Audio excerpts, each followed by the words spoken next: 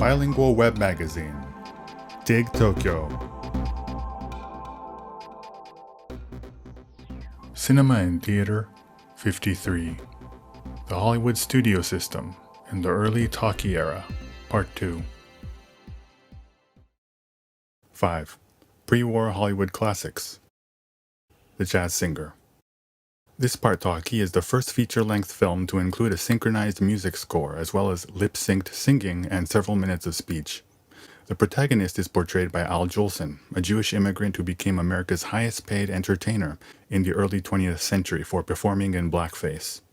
Although blackface is now recognized as racist and offensive, the practice was popular during the 19th century and contributed greatly to the spread of racial stereotypes. The Japanese doo-wop group Chanel's, later known as Rats and Star, which rose to prominence in the 80s, was also known for performing in blackface, but later stopped. Some critics argue that the use of blackface in The Jazz Singer is more nuanced than in most films, as Jolson's character, a Jewish immigrant, is himself an alien to American shores, looking for acceptance. Jolson is also credited with popularizing traditionally African-American music among white American audiences, and is recognized for his early support of black civil rights and black artists in theater and in cinema. All Quiet on the Western Front. This film is a pre-code adaptation of the 1929 Erich Maria Remarque novel about the stress and struggles of German soldiers during and after World War I. As such, it is an anti-war film that depicts the horror of war from the side of Germany. It won the Academy Award for Outstanding Production and Best Director. In Germany, Adolf Hitler and the Nazi Party opposed the film's perceived anti-German messages, and it was ultimately outlawed in December 1930. King Kong. Regarded as one of the first monster films, King Kong made history for its special effects sequences and became a worldwide hit. Its box office success helped the struggling RKO get back on its feet. The scene where Hong Kong rampages through New York City and scales the Empire State Building while Anne screams in his grip is one of the most iconic in all of Hollywood history. Many scholars and critics have argued that the film was a cautionary tale about interracial romance and responsible for further enforcing racist stereotypes. At the time, black people were commonly visually depicted as ape-like. Tellingly, the German title for the film at the time was King Kong and the White Woman.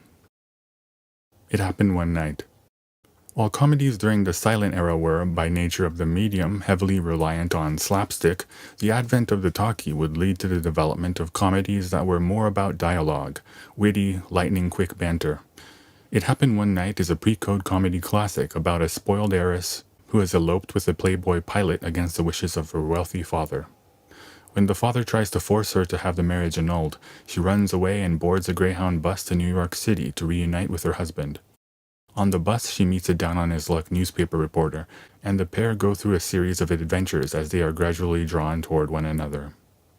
Many of the elements in this film, two characters who are from different social classes, quick, engaging repartee, and a fast-moving plot involving farcical situations, would become hallmarks of the screwball comedy genre.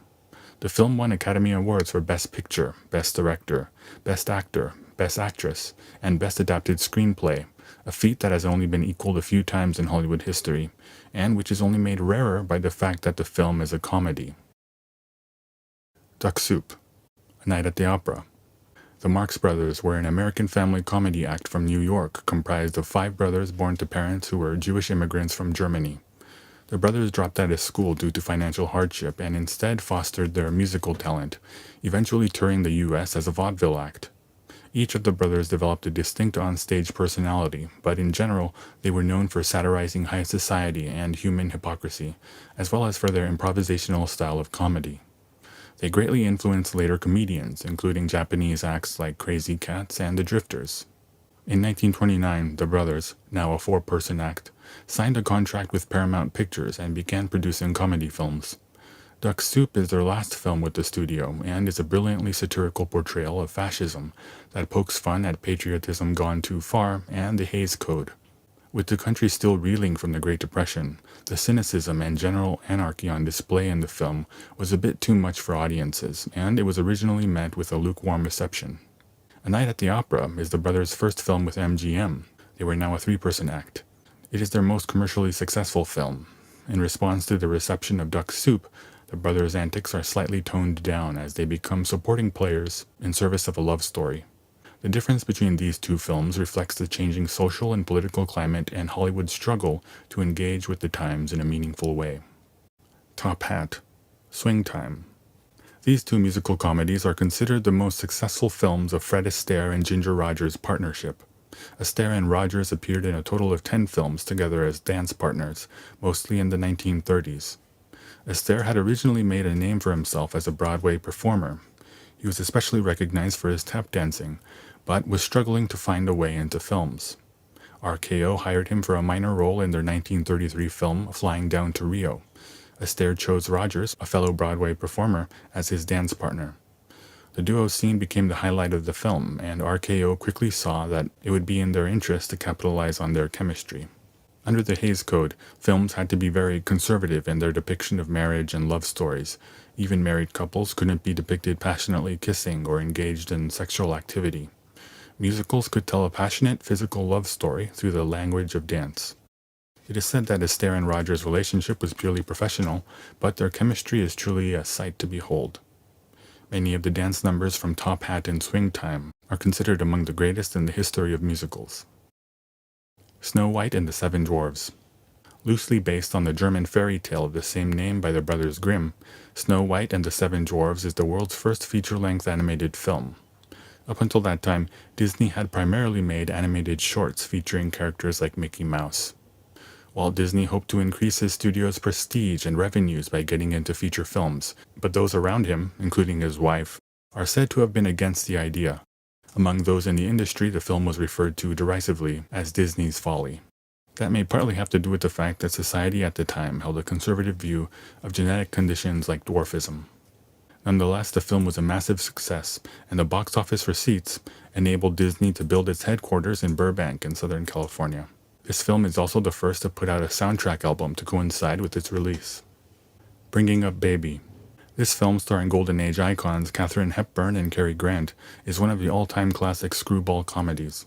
A mild-mannered paleontologist's life is thrown into disarray when a free-spirited, scatterbrained young lady and her pet leopard baby suddenly come into his life. The Japanese title of the film, humorously, is a literal translation of Bringing Up Baby. The film initially received a lukewarm response from American audiences. The director believed it was because all of the characters were screwballs and none were normal. Conversely, the film's comedy shares much in common with the zany antics prevalent in Japanese variety shows in the 70s and 80s. The Wizard of Oz. 1939 saw the release of so many enduring classics of American cinema that it is sometimes referred to as Hollywood's greatest year. The industry was just starting to recover from the Great Depression, and the U.S. had yet to be pulled into the Second World War. As such, major studios were creating many genre films backed with massive budgets. The Wizard of Oz was MGM's response to the success of Disney's Snow White. The film is seminal in its use of Technicolor. The Kansas sequences were filmed in black and white and given a sepia tone, while the Land of Oz is depicted in color. The film won 2 Academy Awards for Best Music, Original Score, and Original Song, the classic Over the Rainbow. In the second half of the 20th century, television airings and VHS rentals would turn the film into a generation-spanning classic, now considered the most seen film in movie history. Gone with the Wind. Gone with the Wind is the epic story following the life of Scarlett O'Hara, the daughter of a plantation owner in Atlanta, Georgia, during the American Civil War and Reconstruction eras. It is the film adaptation of a 1936 novel by Margaret Mitchell. The film was a worldwide hit, garnering Academy Awards for Best Picture, Best Director, Best Actress, Best Supporting Actress, and Best Adapted Screenplay. Especially notable is the fact that black actress Hattie McDaniel, who portrayed the house servant Mammy, became the first black person to win an Oscar. That being said, many point to the role as having helped spread the Mammy archetype of the obedient black slave, subservient to their white masters. After the murder of George Floyd in May 2020 sparked protests across America against racism and police brutality, the film was temporarily removed from the movie streaming service HBO Max. It has since returned to their lineup, albeit with an introductory note explaining the historical context and our modern understanding of what it represents. The title Gone with the Wind refers to the idea that the Civil War brought about the end of the Southern way of life, largely defined by black subjugation, when the Confederacy lost to the Union. Stagecoach. Stagecoach is generally considered John Wayne's breakthrough film and a masterpiece of the Western genre.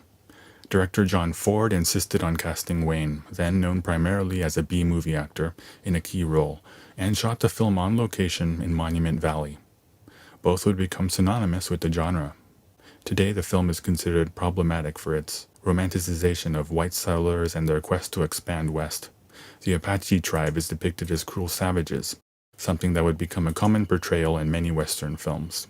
That being said, what better metaphor is there for the precarious position white America finds itself in now under the Trump administration than the idea of a group of frightened men riding on a stagecoach through hostile territory?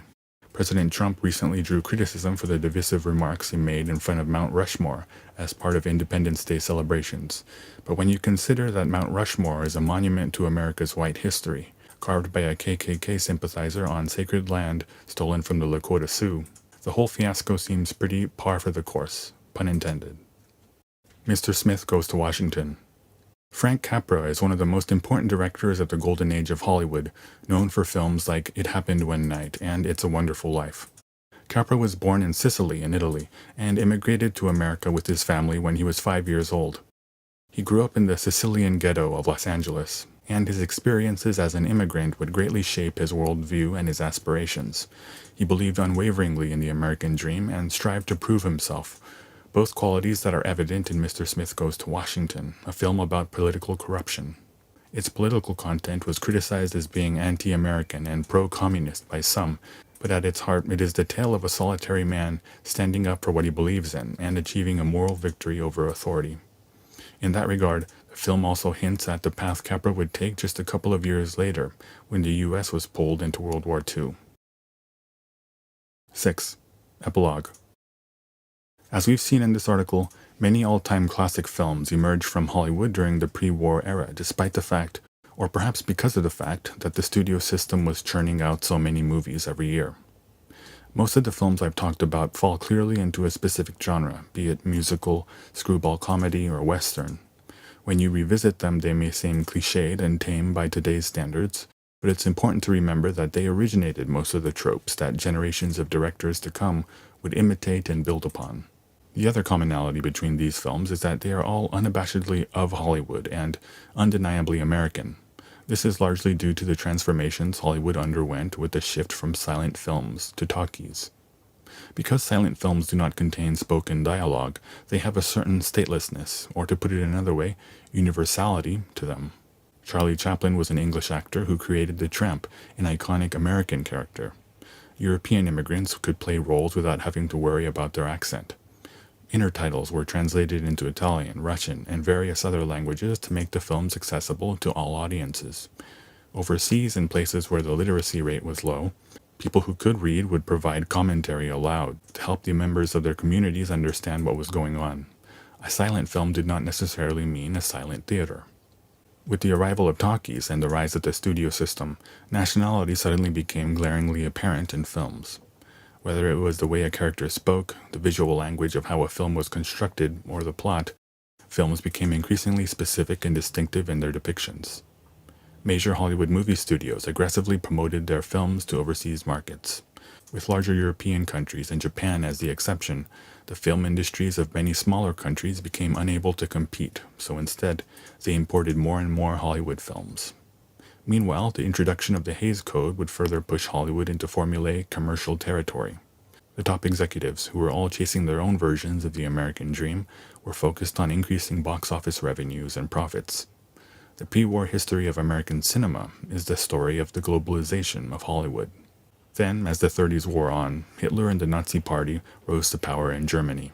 Its paramilitary wing carried out a pogrom against Jews in November 1938, Kristallnacht, which would be a prelude to World War II and the Nazi plan for the genocide of Jews. This put Hollywood executives in a tough spot, as the U.S. had yet to enter the war, and they did not want to lose the German market. By the time the U.S. officially entered the war in 1941, however, Hollywood was ready to throw its full support behind America's war effort. Cinema and Theater, 53. The Hollywood Studio System in the Early Talkie Era, Part 2.